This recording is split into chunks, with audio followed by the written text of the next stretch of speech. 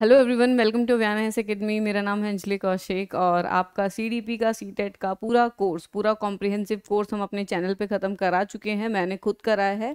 Apart from it जो आने वाले जो सब्जेक्ट्स हैं, जो बचे हुए सब्जेक्ट्स हैं, उनकी भी क्लासेस अब आ रही हैं। इसी के साथ साथ हम सीडीपी के जो एमसीक्यूज़ हैं उनकी प्रैक्टिस करना स्टार्ट कर देंगे, और जो भी मिसलेनियस टॉपिक बचे हुए हैं उनको हम थ्रू आउट द क्वेश्चंस हम उनको सॉल्व कर लेंगे, सो दैट कुछ ऐसा टॉपिक ना रहे जो आपने ना किया हो। पहले मैंने सोचा था कि मिसलेनियस क्वेश्चन पे एक अलग से आपको वीडियो प्रोवाइड करी जाए, लेकिन देन आई थॉट कि अगर वो क्वेश्चंस के साथ होगा तो ज़्यादा बेटर होगा। अगर कोई क्वेश्चन उससे रिलेटेड आता है तो हम उस हिसाब से उसे कर्व करेंगे, उसी के साथ मैं आपके कॉन्सेप्ट्स को भी उधर क्लियर कर दूंगी। तो चलिए फिर आज का लेक्चर हमारा स्टार्ट करते हैं, अपनी एमसीक्यू प्रैक्टिस स्टार्ट करते हैं। एक माइलस्टोन हमने क्रॉस कर लिया है, सीडीपी हमारा प्रॉपर कंप्लीट हो चुका है एक कॉम्प्रिहेंसिव कोर्स के साथ। ठीक है, सो स्टार्ट करते हैं हमारा आज का लेक्चर, जिसमें हम आपको एमसीक्यूज करा रहे हैं सीडीपी के। So the first MCQ is, MCQs are basically PYQs here. जितने भी प्रीवियस ईयर क्वेश्चंस हैं वो मैं उठाकर ला रही हूँ, सो दैट आपको एग्जाम वाला ही प्रॉपर फीलिंग आए। ठीक है, सो after getting hurt during a play activity, Rohan started crying. Seeing this, his father responded, "Don't behave like girls, boys don't cry." This statement by the father. अब ये जो statement उसके father ने बोली है, क्या बोली है उसके फादर ने स्टेटमेंट? कि don't behave like girls, boys don't cry. तो इस स्टेटमेंट का बेसिकली मतलब क्या है, हमें इस क्वेश्चन में वो देखना है। आपको मैं इस पूरे PYQ सीरीज जो हमारी चलेगी, इसमें मैं आपको क्वेश्चंस को अटेम्प्ट करना भी सिखाऊंगी। तो जो ऑप्शन इन्होंने हमें दिए हैं, the first one is reflects gender stereotype. ठीक है, जेंडर स्टीरियोटाइप को बता रहा है। Then challenges gender stereotype, gender stereotype को एक चैलेंज दे रहा है ये। Then reduces gender bias, gender bias को रिड्यूस करने की कोशिश की गई है। और प्रमोट जेंडर इक्वेलिटी। तो what should be the answer of this? So the answer will be reflects gender stereotype. जैसा कि इसके फादर ने इधर बोला कि don't behave like girls, boys don't cry, it means कि सिर्फ लड़कियां ही रोती हैं, लड़के नहीं रो सकते। ठीक है, सो ये क्या है, ये एक जेंडर स्टीरियोटाइप क्रिएट कर दिया है कि मेन नहीं रो सकते। ठीक है, मेन डोंट क्राई। सो ये क्या है, ये आपने एक जेंडर स्टीरियोटाइप इधर दे दिया है। अगर ये चैलेंज करता जेंडर स्टीरियोटाइप का, तो it should be something like कि अगर आप रो भी रहे हो तो कोई दिक्कत नहीं है, लड़के भी रो सकते हैं, तो वो आपका चैलेंज करता। उसी के साथ साथ वो जेंडर बायस को भी रिड्यूस करता, अगर स्टेटमेंट कुछ ऐसी होती तो कि कोई नहीं, लड़के भी रो सकते हैं। सो वहाँ पे क्या होता है, जेंडर बायस रिड्यूस होता। देन जेंडर इक्वेलिटी भी वहाँ पे साथ के साथ प्रोड्यूस होती। लेकिन यहाँ पे सीन क्या हो रहा है कि यहाँ पे रिफ्लेक्ट्स द जेंडर स्टीरियोटाइप। ये बेसिकली ये कह रहे हैं कि डोंट बिहेव लाइक गर्ल्स, सिर्फ लड़कियां ही रोती हैं। ठीक है, तो the next question is, in a progressive classroom, एक प्रोग्रेसिव क्लासरूम में क्या होता है?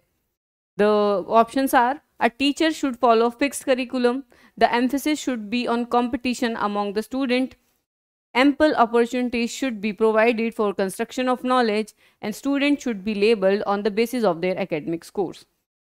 तो इसको अगर हम आंसर करें, हमने पीछे जो सीटेट के कोर्स में जो हमने अपनी प्रोग्रेसिव क्लासरूम की जो एक पूरी प्रॉपर वीडियो आपको प्रोवाइड करी है, उसको अगर आप देखेंगे तो उसके थ्रू आप इसे आंसर कर सकते हैं। सो अगर बात आती है फिक्स्ड करिकुलम की, option one is basically fixed curriculum. ठीक है, फिक्स्ड करिकुलम की जहाँ पे बात आती है, वहाँ पे क्या होती है, जो आपकी अप्रोच होती है वो क्या हो जाती है, टीचर सेंटर्ड या टेक्स्ट बुक सेंटर हो जाती है।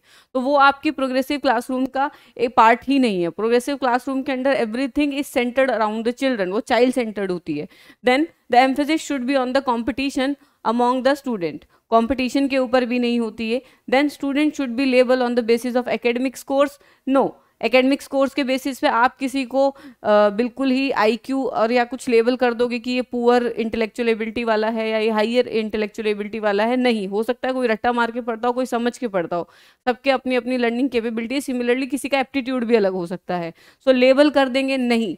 Then ample opportunities should be provided for the construction of knowledge, which is true, कि बच्चों को अपॉर्चुनिटीज दो सो दैट वो नई नई मतलब अपनी जो नॉलेज है उनके पास, उससे आगे भी बहुत सी चीज़ों को वो कंस्ट्रक्ट कर पाए। थर्ड क्वेश्चन की तरफ हम चलेंगे। So the third question is, after observing that student are struggling to proceed further on a ongoing activity, a teacher decide to provide cues and hints in form of what, why and how. According to Lev Vygotsky's theory, this strategy of teacher will अब ये teacher क्या कर रही है, वो बच्चों को क्या बता रही है, वो बच्चों को थोड़े थोड़े क्यूज दे रही है।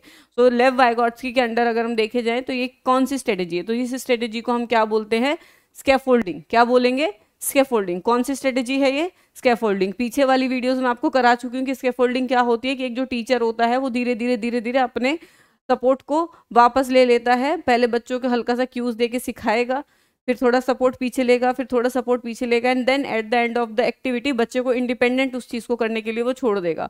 तो उसमें क्या होता है, इस वाले प्रोसेस को हम स्कैफोल्डिंग बोलते हैं according to Lev Vygotsky. Demotivate the children, not possible. Cause withdrawal tendency, withdraw, अगर स्टूडेंट विड्रॉ कर रहा है तो उसमें लर्निंग की जो कैपेबिलिटीज है वो कम हो जाएंगी, बच्चा पढ़ नहीं पाएगा, ठीक है। Then be meaningless in the process of learning. Meaningless क्यों है, लर्निंग के टाइम पे स्कैफोल्डिंग नीडेड है, मीनिंगलेस नहीं है, ठीक है। क्यूज अगर प्रोवाइड हो रहे हैं तो वो मीनिंगलेस नहीं हो सकते। Then which of the following is correct in the context of socialisation of children. Socialisation of children के कंटेक्स्ट में जो कौन सा स्टेटमेंट है वो इधर करेक्ट है। The first one is school is a secondary socialisation agent and family is a primary socialisation agent, it is true. Then second is school is a primary socialising agent and peers are the secondary, no, ठीक है, school जो है वो secondary में आ जाता है। Then peers are primary socialisation agent and family is secondary, no, family is primary, peer is again secondary. Then family and mass media both are the secondary socialization, no, this is also false, क्योंकि primary आपकी क्या कहते हैं, family जो है वो आपकी primary में आती है। देन मीडिया को भी अब कुछ हद तक आप प्राइमरी बोलने लग गए हो, रीजन बीइंग क्योंकि घर पे ही बच्चा मीडिया से काफ़ी ज़्यादा रूबरू हो जाता है, तो इस वजह से मीडिया को भी कुछ हद तक अब हम प्राइमरी बोलने लग गए। अदरवाइज मीडिया भी आपकी सेकेंडरी में आती है, मीडिया सिर्फ सेकेंडरी में आप कंसिडर कर सकते हो। सो here the answer 1 will be the correct, क्योंकि जो फर्स्ट स्टेटमेंट है वही ठीक है। देन हम देखते हैं fifth, theory of multiple intelligence. अगर मल्टीपल इंटेलिजेंस थ्योरी की बात करी जाए तो किसके ऊपर एम्फेसिस करेगी, IQ can be measure only by the objective test, no, intelligence in one domain ensure intelligence in other domain. एक डोमेन में अगर बच्चा इंटेलिजेंट है तो दूसरे में भी इंटेलिजेंट होगा, not possible, again false. Then there are several form of intelligence, true, ठीक है, कुछ फॉर्म्स ऑफ इंटेलिजेंस होती हैं जिसमें आपका लिंग्विस्टिक आता है, मैथमेटिकल आता है, आपका क्या कहते हैं काइनेस्थेटिक इंटेलिजेंट आता है, तो ये सारे आपके अलग अलग टाइप ऑफ इंटेलिजेंस होते हैं। So there are several form of intelligence, emotional intelligence as well. Then there are no individual differences in intelligence, false, हर किसी के इंटेलिजेंस में डिफरेंसेज होते हैं। There are individual differences in intelligence, जो बच्चे की इंटेलेक्चुअल कैपेबिलिटीज होती हैं उनमें डिफरेंस होते हैं। So this one is true and other one will be the false, hence the 3 will be the answer here. Then the question 6, according to the Lawrence Kohlberg's theory, performing an act and doing something because others approve it। अब यहाँ पे क्या है, उसको लोग approve कर रहे हैं इसीलिए उस एक्ट को कर रहा है। Represent the stage of morality, कौन सी स्टेज ऑफ मोरालिटी है अकॉर्डिंग टू कोलबर्ग। पीछे जाके अगर आप कोर्स को कंप्लीट करेंगे, अगर आप एक बार उस पूरे कोर्स को देख लीजिए, ये सारे क्वेश्चंस करने बहुत आसान हो जाएंगे आपके लिए। सो अगर हम स्टेज की बात करी जाए तो यहाँ पे प्री कन्वेंशनल अगर होता, प्री कन्वेंशनल स्टेज पे आंसर अलग होता, then this one is conventional. Conventional क्यों है कि यहाँ पे जो बच्चा है वो किसके एज पर व्हाट चल रहा है, कन्वेंशन के हिसाब से, जो लोगों को ठीक लगे, something because other approve it's. अगर दूसरों के अप्रूवल पे बच्चा चल रहा है देन मतलब दैट टाइम द मतलब जो बच्चा है वो आपका कन्वेंशनल मोरालिटी पे है। सिमिलरली अगर बच्चा अपने ऊपर चल रहा है, अपने ऊपर डिपेंडेंट, सेल्फ डिपेंडेंट, मतलब इन द सेंस सेल्फिश होकर अगर वो कोई डिसीजन ले रहा है, तो उसमें जो बच्चा है वो प्री कन्वेंशनल पे होता है। और पोस्ट में वो यूनिवर्सल एथिक्स को देखता है, सबका साथ सबका विकास काइंड ऑफ थिंग्स, तो उसमें भी ये नहीं जाएगा, ठीक है। तो ये आपका कन्वेंशनल पे जाएगा, तो second will be the correct answer here, ठीक है। Then Lev Vygotsky social culture perspective of learning emphasise the importance of dash in the learning process. अब जो लेव वाइगॉट्स्की की थ्योरी थी, उन्होंने किसके ऊपर बेसिकली इंपॉर्टेंस दिया है, जब हम बात करते हैं डेवलपमेंट की या लर्निंग की, तो उस पर लेव वाइगॉट्स्की ने किसके ऊपर एम्फेसिस दिया है, तो यहाँ पे हमारा आंसर होगा कल्चरल टूल्स, ठीक है। कल्चरल टूल्स के ऊपर उन्होंने बेसिकली बोला है कि कल्चर और सोसाइटी के थ्रू एक बच्चा बहुत सीखता है, एक बच्चा बहुत चीजें लर्न करता है। सो इन्होंने कल्चरल टूल के ऊपर दिया है, so answer will be the first one. Then in his theory of cognitive development, Jean Piaget explained cognitive structure in terms of, Jean Piaget ने जो cognitive structure है उनको किस टर्म में डिनोट किया है, तो उन्होंने उसे किया है किसको, स्कीमाज में। अगर हम साइकोलॉजिकल टूल्स की बात करें तो ये टोटली डिफरेंट चीज़ें हैं, ये आपको मैंने कराई भी नहीं है, ये नीडेड भी नहीं है। Then stimulus response association, basically जो आपका बिहेवियरिज्म वाला पार्ट है, जो मैंने स्किनर की और आपको क्लासिकल कंडीशनिंग जो एक मैंने बीच में स्लाइड में कराई थी, classical conditioning and operant conditioning, इसकी एक सेपरेट वीडियो भी हम ले आएंगे। तो उसमें आपका क्या आता है, स्टिमुलस और बिहेवियर, मतलब स्टिमुलस और रिस्पॉन्स, ये आपका बिहेवियरिज्म का पार्ट है। देन ZPD जो है ये आपका किसका है, जोन ऑफ प्रॉक्सिमल डेवलपमेंट, ये आपका वाइगॉट्स्की ने दिया था, तो ये भी आपका यहाँ गलत हो जाता है। So here the schema will be the correct answer, जो पियाजे ने दिया था एज अ पियाजे named cognitive structures as the schemas, ठीक है। Then pre operational stage in Jean Piaget's theory of cognitive development characterise. अब प्री ऑपरेशनल स्टेज पे अगर एक बच्चा है, ठीक है, प्री ऑपरेशनल स्टेज पे अगर एक बच्चा है तो पियाजे के हिसाब से उसमें क्या होगा, ठीक है। The answer will be the सेंट्रेशन of thought. सेंट्रेशन of thought क्यों होगा, देखो एब्स्ट्रैक्ट थिंकिंग जो है वो आपकी आगे चली गई है, वो आपकी फॉर्मल ऑपरेशंस वाली इस पे चली गई है। Then hypothetic deductive reasoning again higher order thinking है। Then ability to conserve and seriate object, ये आपका कंजर्वेशन का पार्ट है, ये भी आपका अपर क्लास उसमें चला गया है। सो सेकंड पे आपके पास क्या होगा उधर, सिर्फ सेंट्रेशन ऑफ थॉट, ठीक है। सो आपके पास प्री ऑपरेशनल स्टेज पे सिर्फ एक चीज बचती है, second will be the right answer, that is centration of thought. Then which of the following statement is correct in context of development. Development के कंटेक्स्ट में अगर हम बात करें तो कौन सी स्टेटमेंट जो इनमें से है वो ठीक है। The first one is development has the same rate of growth across the culture of for everyone. Her culture में जो डेवलपमेंट की जो रेट है वो सेम है, ठीक है, जो ग्रोथ की जो रेट है वो सेम है हर किसी के लिए। Then development occurs only through learning takes place in the school, सिर्फ स्कूल के थ्रू ही डेवलपमेंट होती है। Then development occur only during the period of childhood, सिर्फ बचपन में ही डेवलपमेंट होती है। Then fourth one is development is multi dimensional. So here the answer will be the development is multi dimensional. जैसा कि आपको पता है डेवलपमेंट जो है वो मल्टी डायमेंशनल है, हम उसको कई डायमेंशंस पे देखते हैं, not only the perspective of growth, हम और भी बहुत चीज़ों पे देखते हैं। तो here development is multi dimensional. Again I am saying कि go refer the whole course, you will be able to answer these question very easily, just go and refer that, ठीक है। Then answer 4 is correct here. So the 11th one is sequence of development among the children from birth to adolescence is. अगर हम birth से adolescence की बात करेंगे so जो sequence of development है children में वो क्या होगा, ठीक है। So answer will B sensory abstract and sensory concrete and abstract. आप एक बार जाके वीडियो देखिए जिसमें पियाजे की थ्योरी कराई गई है, पियाजे की थ्योरी से क्वेश्चन है, वहां से आपको डायरेक्ट आपका स्टेजेस दिख जाएंगी जिसमें आपका सेंसरी मोटर, प्री ऑपरेशनल, ठीक है, कॉन्क्रीट, एब्स्ट्रैक्ट, ये सब आपको उसमें दिख जाएगा, ठीक है। सो ये उससे रिलेटेड है, please do and refer that video. अभी 12 individual differences in progressive classroom should be treated as. अब इंडिविजुअल डिफरेंसेस जो हैं क्लासरूम में उसे कैसे ट्रीट करना चाहिए। The first one is a hindrance to the process of learning, क्या वो एक हिंड्रेंस है लर्निंग प्रोसेस के लिए। The second one is a failure on the part of teacher, क्या टीचर का फेलियर इसमें है। Then criteria for making ability based group, इसके थ्रू हमें एबिलिटी बेस्ड ग्रुप बना देना चाहिए। एबिलिटी बेस्ड ग्रुप के लिए go and watch the proper comprehensive course जो मैंने करवाया है, आपको एक एक टर्म उसमें मिलेगी, जो टर्म वहाँ पे नहीं मिली है वो टर्म मैं इधर आपको सॉल्व करा दूंगी। लेकिन अपार्ट फ्रॉम इट अगर मैं सारी टर्म इधर मतलब जितनी भी टर्म्स हैं वो सब आपको इधर डिफाइन करने लग गई, सो आपको ये जो वीडियो है काफ़ी ज़्यादा लेंथी हो जाएगी, ठीक है, और वो पॉसिबल भी नहीं है प्रैक्टिकली। सो अभी जो जो छूट जाएगा वो हम कराएंगे, लेकिन जो करा चुके हैं उनके लिए please go and watch the previous videos, ठीक है। Criteria for making ability based group, then important for planning of teaching and learning process, ठीक है।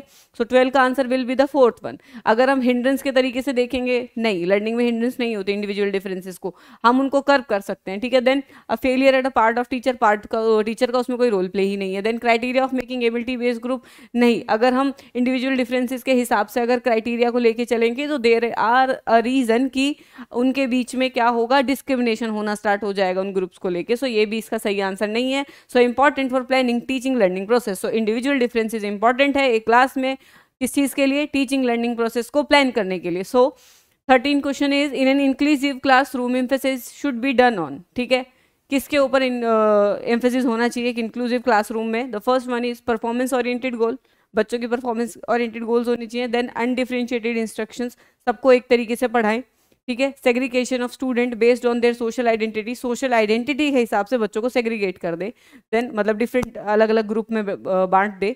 Then providing support opportunities aiming at maximising potential of individual children. तो inclusive classroom में क्या होना चाहिए, so इधर the answer will be the fourth one, ठीक है। परफॉर्मेंस ओरिएंटेड गोल देंगे तो कुछ बच्चे पीछे ही हो जाएंगे, ठीक है।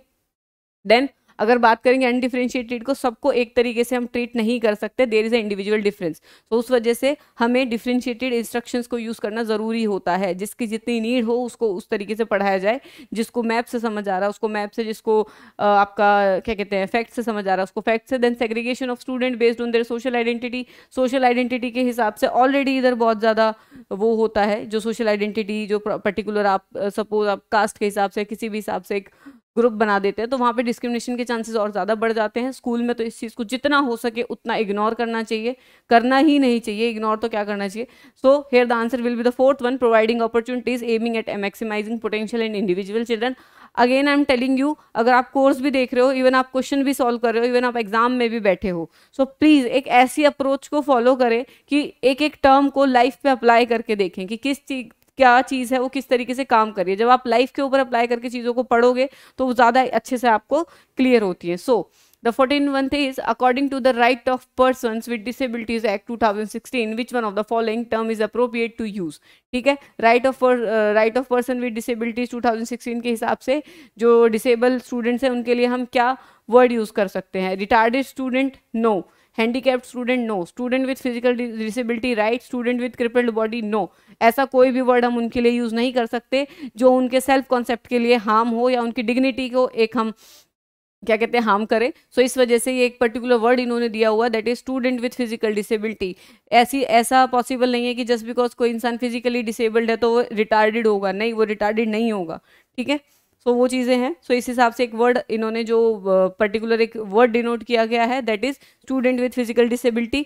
Then 15th one is in order to address the needs of the student who are facing learning difficulties a teacher should not। ठीक है, अगर कुछ बच्चों को लर्निंग डिसेबिलिटीज़ है तो टीचर को एक क्या चीज़ है जो नहीं करनी चाहिए क्लासरूम में, याद रखना नॉट, और उसको भी देख लेना कि क्या चीज़ फॉलो करनी है, इधर नॉट हमें बताना है। So use multiple audio visual add right, उसे यूज़ करनी चाहिए सो दैट बच्चे को समझ में आए।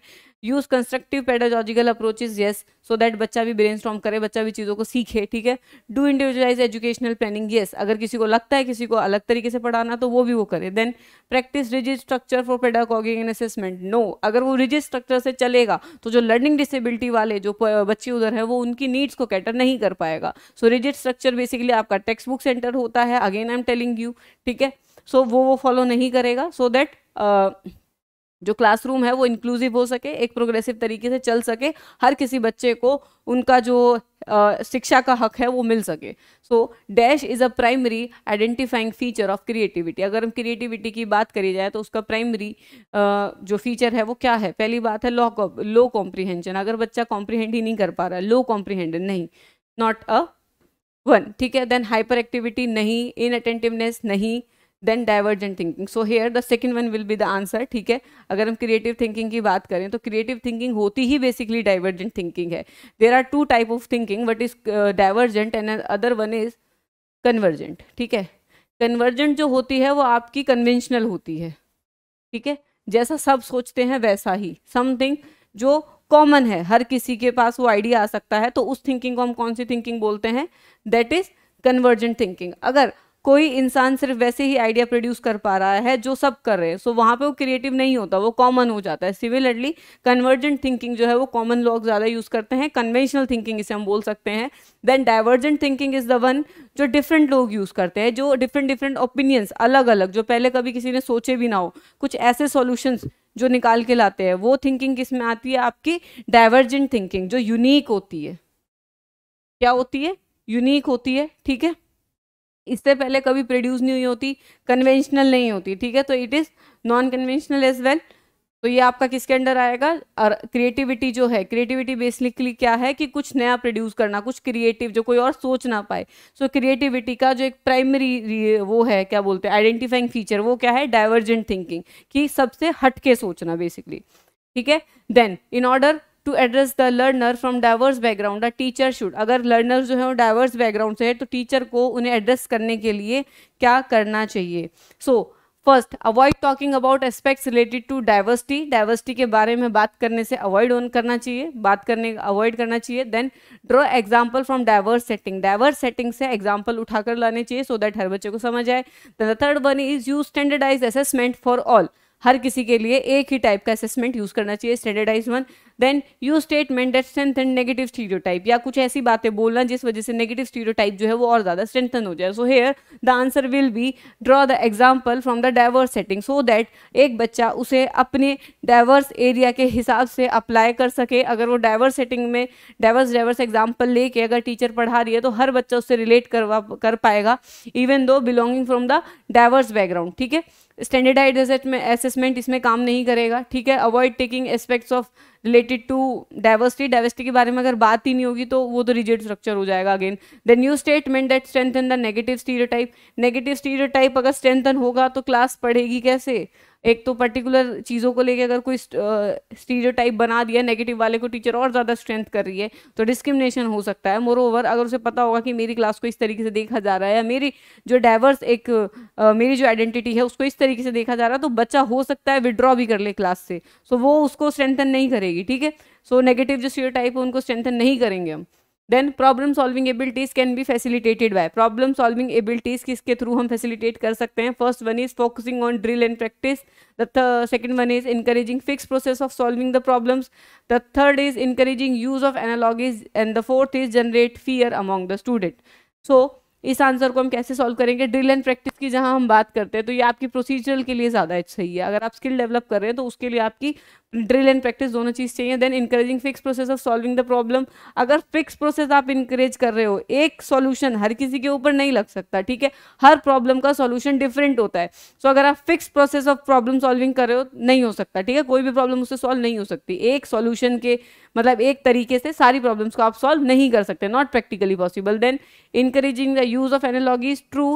Then generating fear about among the student. अगर बच्चों में फियर आ गया तो बच्चे डर अगर गए तो बच्चे पढ़ेंगे नहीं. ठीक है, मतलब आप फियर को प्रमोट नहीं कर सकते. ठीक है, जनरेट नहीं कर सकते फियर स्टूडेंट में. सो आप एनालॉजीज को क्या करेंगे, आप क्या कहते हैं, इनकरेज करेंगे. इनकरेज एनालॉजीज बेसिकली क्या होती हैं. So speaking about the analogies ऐसे होती हैं कि जैसे हमने कोई प्रॉब्लम सॉल्व करी. After solving a problem through a way we get the solution. ठीक है, we got the solution, we got our answer. So उसके बाद क्या होगा, हम वही जो है अगर हमारे पास वापस कोई ऐसी ही प्रॉब्लम अराइज होती है, ठीक है, वैसे ही कोई प्रॉब्लम वापस आती है तो हम उसको उसी तरीके से सॉल्व करने की कोशिश करेंगे. हेंस इनकरेजिंग द एनालॉजीज कि पहले इस तरीके से ये क्वेश्चन सॉल्व हो गया था तो हम अब वापस से इसी तरीके से इस प्रॉब्लम को सॉल्व करने की कोशिश करते हैं क्योंकि ये जो प्रॉब्लम है ये वैसी ही है. सो एनालॉजीज अगर बच्चे बनाएंगे, अगर बच्चे प्रीवियसली जो उन्होंने सॉल्यूशन दिया है उसके थ्रू आगे की प्रॉब्लम्स को सॉल्व करने की कोशिश करेंगे तो उससे आपकी जो प्रॉब्लम सॉल्विंग एबिलिटीज़ हैं बच्चे की वो बढ़ेगी क्योंकि उसको जो थोड़ा आपका प्रोसेसिंग है वो कम हो गई. सो बच्चा शॉर्टकट में प्रोसेस कर रहा है कि पहले ऐसे हुआ था, हो सकता है अब भी ऐसे हो जाए, तो go for it. So analogies को बच्चों में प्रमोट करना चाहिए या इनकरेज करना चाहिए. ठीक है, encouraging the use of analogies will be the answer here. Then 19th one, 19 is motivation to learn can be sustained by. अगर motivation to learn है उसको कैसे हम sustain कर सकते हैं, by punishing the child को punish करके, फोकसिंग ऑन मास्टरी ओरिएंटेड गोल को फोकस करके और मतलब बच्चे को पूरा एक ही उसमें मास्टरी करा दो इस तरीके से. Then giving very easy task to the children, focusing on rote memorization. ठीक है, फोर्थ क्या है कि रोट मेमोराइजेशन को आप फोकस करें. सो here the answer will be the mastery oriented goals. अब इसमें क्या होगा, हम बच्चे की पनिशिंग द चाइल्ड, अगर पनिशिंग की बात करेंगे तो बच्चा मोटिवेट नहीं होगा. पनिशमेंट का मतलब हमेशा ये नहीं होता कि आपका रिजल्ट पॉजिटिव ही आएगा. एट टाइम जो बच्चे हैं वो पनिशमेंट से रेजिस्टेंस क्रिएट कर लेते हैं तो वहाँ पे जो है वो ऑपोजिट जाते हैं, बिल्कुल ऑपोजिट करते हैं, तो हमेशा उसका पॉजिटिव आंसर नहीं आता. Then giving very easy task अगर आप देंगे तो जब उसको कभी टफ टास्क मिलेगा तो वो क्या होगा, बहुत जल्दी डिमोटिवेट हो जाएगा, वो परफॉर्म नहीं करेगा. Then focusing on rote memorization में हायर ऑर्डर थिंकिंग की बात ही नहीं हो रही है बिल्कुल, वो तो आपका बिल्कुल सिर्फ पैसिव लर्निंग है. तो वहाँ पर तो मोटिवेशन की बात ही क्या है, मतलब मोटिवेट तो बच्चा तब होगा ना जब बच्चा अंदर से चीज़ें सीख रहा है. ठीक है, तब होगा. So focusing on the mastery oriented goal, अगर बच्चा मास्टरी ओरिएंटेड गोल पे फोकस है तो इसका मतलब वो बच्चा उस चीज़ को जानना चाहता है, वो बच्चा क्या है, क्यूरियस है उस पर्टिकुलर टॉपिक के लिए. सो इससे हमें मोटिवेशन जो है बच्चे के अंदर वो बढ़ेगी. ठीक है, then 21 is shame dash. Then first one is has no relation to cognition, shame का कोई रिलेशन नहीं है कॉग्निशन के साथ. Can have a negative impact on cognition. Third is very effective to motivate the children to learn, and the fourth one is should be generated frequently in teaching learning process. Here the answer, this one should be cut. ठीक है, ये तो आपका false ही है कि बार बार आप अगर same teaching learning process में जनरेट हो रही है तो बच्चा अपना पैर पीछे ले लेगा, वो मतलब विड्रॉ कर लेगा. Then is very effective to motivate the children to learn, नहीं, बच्चा विड्रॉ कर सकता है अगर वो शेम में है और गिल्ट में है तो। Then can have negative impact of cognition, true, negative impact है कॉग्निशन के ऊपर उसका। Has no relation with cognition, ऐसा कुछ नहीं है। So here the answer will be the second one, ठीक है, कॉग्निशन के साथ रिलेशन तो है, नेगेटिव इम्पैक्ट कर रहा है तो ठीक। Then 21 is which one of the following is most effective mode of teaching learning, teaching learning में कौन सा जो है वो सबसे ज्यादा इफेक्टिव है। Then the first one is rote memorization of content, passive learning जिसे हम बोल देते हैं। Then exploration of relationship between the concept, concepts के बीच में जो रिलेशंस है उन सबको देखें, एक्सप्लोर करें। ऑब्जर्वेशन विदाउट एनालिसिस, सिर्फ एक चीज को ऑब्जर्व करें विदाउट एनालिसिस, उसे कुछ समझे ना, ठीक है। देन इमिटेशन एंड रिपीटेशन, जैसा जैसा आपको सिखाया जा रहा है वैसा वैसा करते रहे, रिपीट करते रहे। सो here the answer will be the second one, ठीक है। वाई, रोट मेमोराइजेशन में आपका कौन सा है, पैसिव कंटेंट है, ठीक है। तो लर्निंग टीचिंग में पैसिव कंटेंट जहाँ होता है या पैसिव लर्नर जहाँ होता है वहाँ पे रोट मेमोराइजेशन ज़्यादा होती है। सो वो जो है, वो जो प्रोसेस है वो लर्निंग में इतनी हेल्पफुल नहीं होती, क्योंकि बच्चा रिलेट करके आप क्या कहते हैं क्रिएट नहीं कर पाता, ठीक है, वापस से जो चीज़ें हैं उनको कंस्ट्रक्टिव नहीं कर पाता, तो उसमें दिक्कत आती है। देन ऑब्जर्वेशन विदाउट एनालिसिस, बिना एनालिसिस के सिर्फ ऑब्जर्व कर रहे हैं तो उसका कोई फायदा ही नहीं है। देन इमिटेशन एंड रिपीटेशन, सिर्फ इमिटेट करके रिपीट कर रहा है, उसका कोई मतलब नहीं बना रहा है, उसको किसी तरीके से वो रिलेट नहीं कर पा रहा, किसी तरीके से खुद से कनेक्ट या उससे कुछ जो बच्चा है वो कंस्ट्रक्ट नहीं कर पा रहा। So that is also not the effective way of teaching. So here the exploration of relationship between concept will be the effective way of mode of teaching. क्यों? क्योंकि जब बच्चा रिलेशन और कॉन्सेप्ट के बीच में कब बना पाता है, जब वो उन कॉन्सेप्ट के बारे में अच्छे से जानता है, जब वो उन्हें समझता है, ठीक है। सो तब वो अच्छे से ज़्यादा उनके बीच में रिलेशनशिप वगैरह बना पाएगा, ठीक है। सो और जितना ज़्यादा वो पढ़ेगा, जितना ज़्यादा वो ओवर लर्निंग करेगा, उतना ज़्यादा ही जो टीचिंग लर्निंग प्रोसेस है वहाँ पे आपकी इफेक्टिव हो जाती है, क्योंकि बच्चा जो है जितना ज़्यादा लर्न करता है उतना ही ईजिली वो चीज़ों को वापस कंस्ट्रक्ट करके प्रोड्यूस कर सकता है। देन हम बात करेंगे अपने 22nd क्वेश्चन की। A teacher should be analyse the various error made by the students on a given task, because teacher को एनालाइज करनी चाहिए जो भी एरर स्टूडेंट कर रहा है। क्यों? क्योंकि she can decide the degree of punishment accordingly. Then the second is understanding the error, मतलब पनिशमेंट, फर्स्ट वन इज की पनिशमेंट डिसाइड करेगी एज पर द एरर। अभी understanding the error are meaningful in the teaching learning process, ठीक है। Error को अगर वो understand करेगी तो उससे कुछ मीनिंग निकाल पाएगी, मीनिंग इन द सेंस कि बच्चा कहाँ पे लैक कर रहा है, कौन सा पोर्शन उसका वीक है, ठीक है। Then she can segregate those who made more errors in comparison to other. Third क्या है कि जिन्होंने ज़्यादा एरर करे हैं और जिन्होंने कम एरर करे उन्हें सेग्रीगेट कर पाएगी, उन्हें अलग अलग ग्रुप में भेज देगी। Then learning is solely based on correction of error, ठीक है। और फोर्थ क्या है कि लर्निंग जो है वो सिर्फ करेक्शन और एरर पे ही डिपेंडेंट है। So here the answer will be the understanding of error will be meaningful in the teaching learning process, so that as I told कि जो टीचर है वो पता लगा पाएगी कि कौन सा जो पोर्शन है वो वीक है और उस पोर्शन पे ज़्यादा ध्यान देके बच्चे को आगे बढ़ा पाएगी। अगर learning is solely based of error होता तो लर्निंग सिर्फ एरर से तो होती नहीं है, लर्निंग तो बहुत तरीके से होती है, तो this can't be the answer. Then अगर वो कंपेरिजन करके अलग अलग ग्रुप बना देगी तो अगेन डिस्क्रिमिनेशन हो जाएगा बच्चों की तरफ। Then she can decide a degree of punishment, no, punishment तो जितना हो सके उतना अवॉइड होनी चाहिए, ठीक है। कुछ हद तक it is good, but after that it is बच्चे रेजिस्टेंस क्रिएट कर लेते हैं, और plus excess of the punishment is not good for their development as well and self concept. So 23rd is it is difficult for the children to learn when, कब बच्चे learn करने में difficulty face करते हैं। The information is presented in disconnected chunk, disconnected chunk में information है। Second is they are intrinsically motivated, बच्चे अंदर से मोटिवेटेड है। The third is learning is socially contextualize, social context के हिसाब से बनाई गई है। Then content is represented through the multiple ways, content को मल्टीपल थ्रू वेज के थ्रू हम रिप्रेजेंट कर रहे हैं। सो लर्निंग जो है वो सबसे डिफिकल्ट होती है जब हम डिस्कनेक्टेड चंक्स में देते हैं, ठीक है। सो इन सब के थ्रू तो लर्निंग जो है वो आपकी बढ़ेगी, ये जो है इसके हिसाब से लर्निंग आपकी बढ़े घटेगी। सो डिफिकल्ट होगी लर्निंग कहाँ पे आपकी, फर्स्ट वन में। So here the first one be the right answer, ठीक है।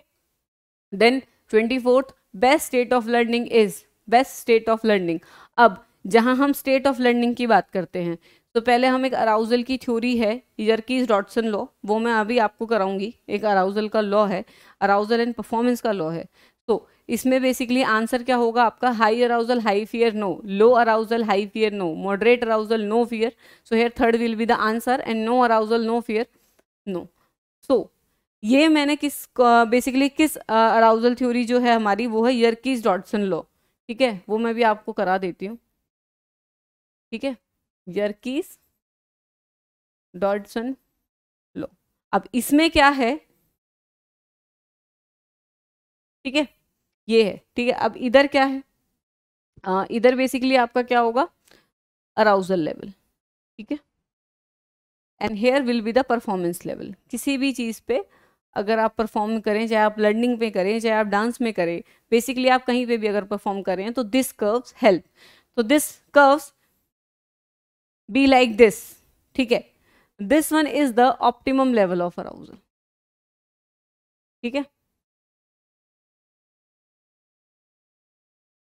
अब ये जो ऑप्टिमम लेवल है, ठीक है, ये जो आपका ऑप्टिमम लेवल ऑफ अराउजल है, इसके अंडर आपका क्या होता है बेसिकली कि एक पर्टिकुलर लेवल तक आपकी जो परफॉर्मेंस है अराउजल पे वो क्या होती है, इंक्रीज होती है।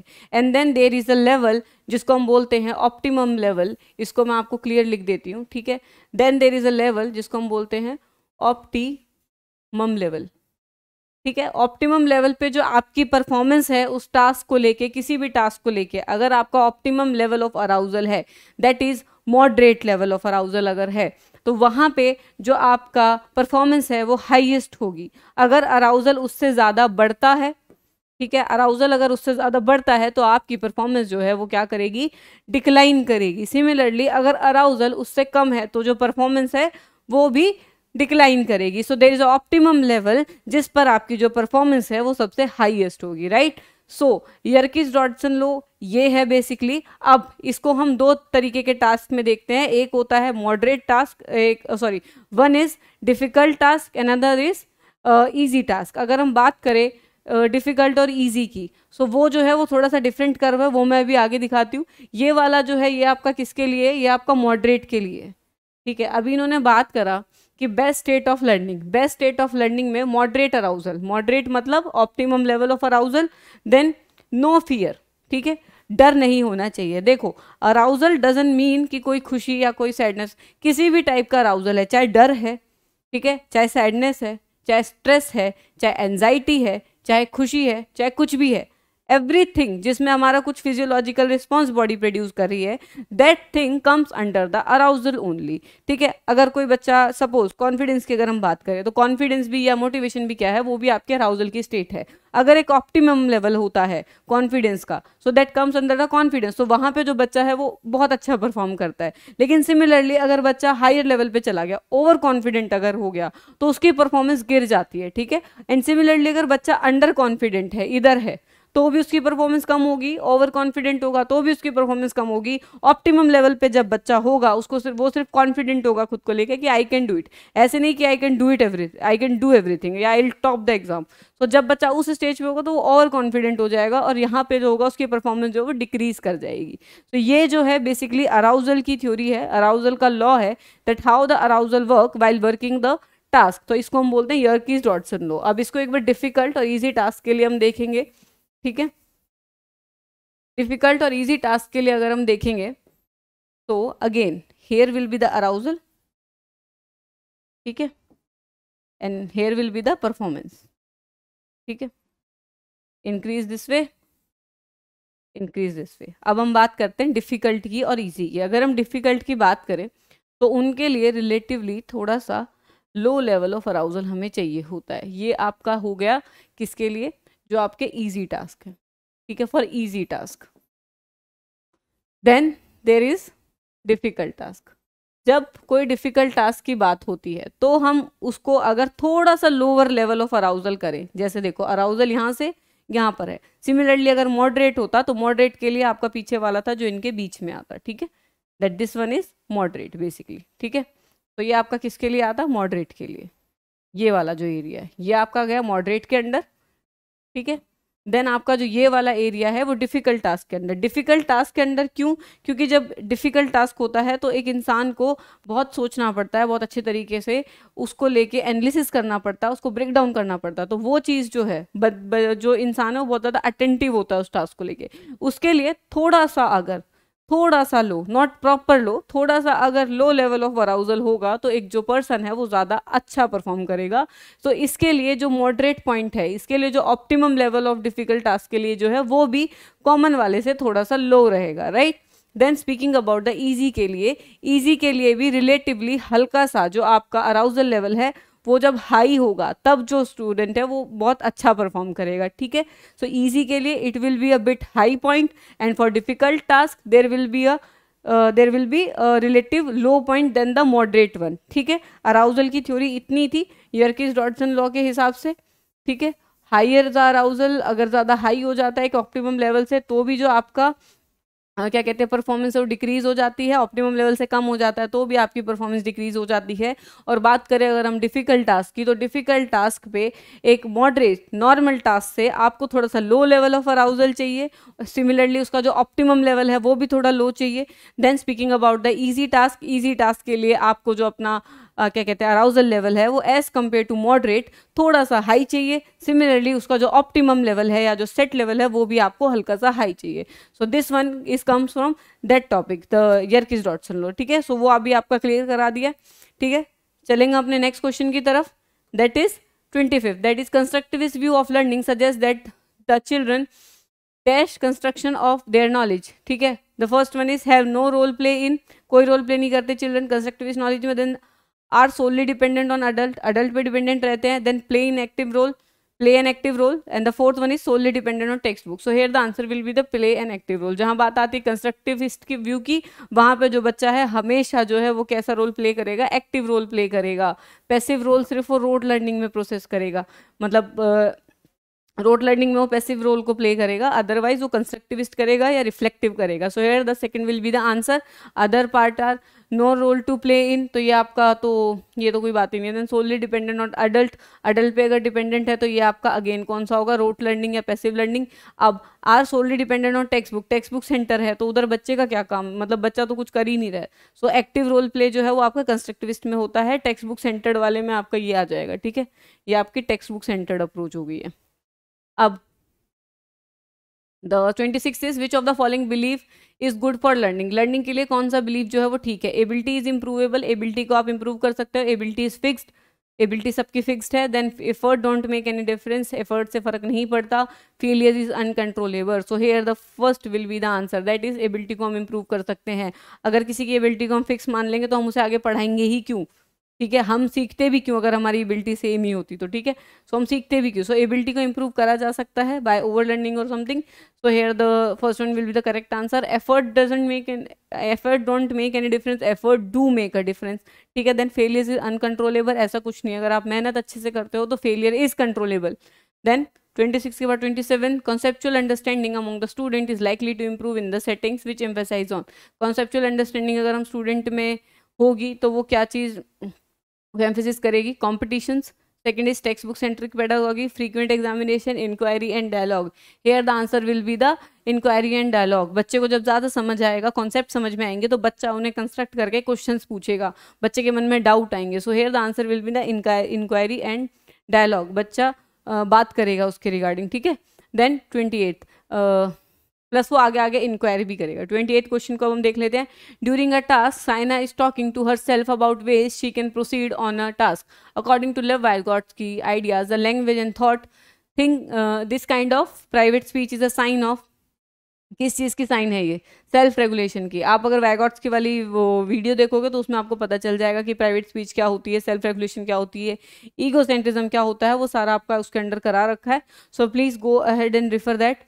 Then 29th evaluation practices should aim at, evaluation practices किसकी तरफ एम होनी चाहिए, लेबलिंग ऑफ स्टूडेंट्स को लेबल करने के लिए, सेग्रीगेशन करने के स्टूडेंट को सो दैट एबिलिटी ग्रुप में हम सेग्रीगेट कर दें, और identifying student needs and requirements, student की नीड्स एंड रिक्वायरमेंट को समझने के लिए। Then identification of high achiever for prize distribution. Here the third one be the answer, so that हम बच्चे को जो नीड्स और रिक्वायरमेंट है इंडिविजुअल उनके हिसाब से बच्चे को पढ़ा सके। तो असेसमेंट का हम यूज इसीलिए करते हैं, इवेल्यूएशन का भी, ठीक है। इवेल्यूएशन असेसमेंट का ही पार्ट है, सॉरी असेसमेंट जो है वो इवेल्यूएशन का ही पार्ट है, सो इसलिए उसे यूज़ किया जाता है। Then the 30th and the last question is individual differences in development of children can be attributed to. अगर हम इंडिविजुअल डिफरेंसेज की बात करें तो वो किसकी रीजन से होती हैं, heredity only, no environment only, no. Neither heredity or environment, no. Interplay of heredity and environment is a true answer. जो आपका heredity environment वाला चैप्टर जो मैंने कराया है, please go ahead and refer that. मैंने पूरा कोर्स आपको कराया है. सो बेसिकली जो इंडिविजुअल डिफरेंसेस हैं वो सिर्फ हेरिडिटी या सिर्फ एनवायरनमेंट की वजह से नहीं होते, और ऐसा भी नहीं होता कि ये दोनों उसके परफेक्ट नहीं डालते. दोनों ही चीज़ें एक इंटरप्ले, एक रोल प्ले करती हैं अपना अपना, और उस हिसाब से इंडिविजुअल डिफरेंसेस जो हैं वो फाइनली बन जाते हैं. सो here the fourth one will be the correct answer, and this is all for today. ठीक है, आज के आपके 30 MCQs हमने कराए हैं, उनको अच्छे तरीके से आपको डिफाइन भी कर दिया है, आपको क्वेश्चन अटेम्प्ट करना भी मैंने सिखा दिया है. ये सारे जो थे PYQs थे. ठीक है, अब इसके बाद जो भी है मैं खुद के क्वेश्चंस भी लेके आऊँगी, प्लस PYQs भी आते रहेंगे, आपकी प्रैक्टिस अच्छे से कराते रहेंगे. आप बस चैनल पे बने रहिए. ठीक है, कोर्स को फॉलो कर लें. अगर इस क्वेश्चन में से कुछ भी समझ नहीं आ रहा, just go ahead and watch the course. उसमें सब कुछ है, सब कुछ है. जो कुछ एक क्वेश्चन बचेंगे PYQs में से, वो आपको थ्रू द क्या कहते हैं, ये जो आपका PYQ सीरीज चलेगी या जो आपकी MCQ सीरीज चलेगी, उसके थ्रू हम वो भी कवर करा देंगे. प्लस जो आपके बाकी के जो बचे हुए सब टॉपिक्स हैं उनके ऊपर भी हम पूरा कोर्स लेके आ रहे हैं. उनका भी अब धीरे धीरे इसी में वीडियोस ऐड ऑन होनी स्टार्ट हो जाएंगी. CDP कंप्लीट हो चुका है. अब देखते हैं नेक्स्ट जो हम कौन सा स्टार्ट करेंगे. और मैथ्स की और रीजनिंग की क्लासेस तो साथ के साथ चली रही हैं. सो आज के लिए बस इतना ही. मैं अंजलि कौशिक.